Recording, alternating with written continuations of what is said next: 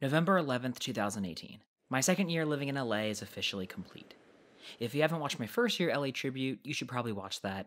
A lot has happened since. Last year, I got a job, and this year, a promotion. We've had a lot of great people visit, including my mom for the very first time. I was reunited with Alex and Melanie. We went to Harry Potter World, spent way too much money, and had a blast.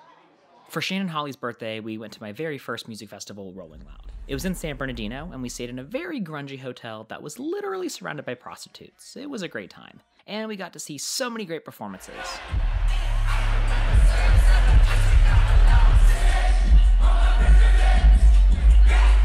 Including Little Peep's tribute. Lil Peep's life is complex. He wore it proudly. I think he said it best when he told us all of the stars have a reason.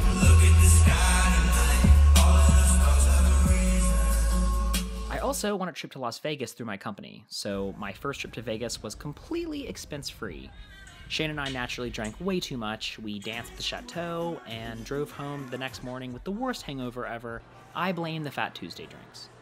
I had an LA premiere at Because We're Numb, and I'm so happy to say that it is officially on Blu-ray and DVDs. I got to send it out and give it to some friends, and I'm really excited. Woo! Another huge thing was I moved from my very first LA apartment in the Valley to one with a spiral staircase. Pluto loves it.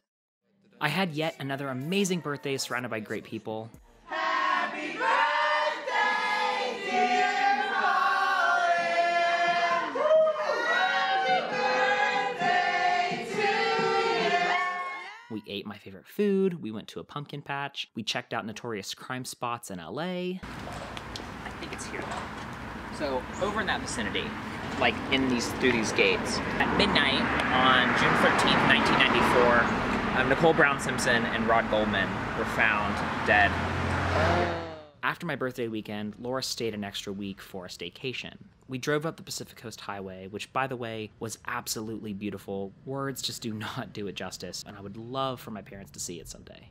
We drove up to San Francisco, where we stayed in a really cool Airbnb, got to see beautiful neighborhoods, and I checked a bucket list item off by driving across the Golden Gate Bridge.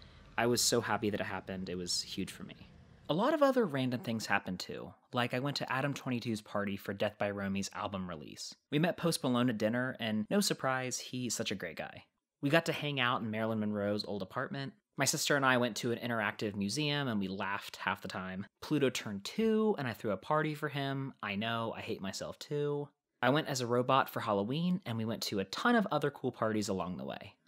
I don't really know where time has gone.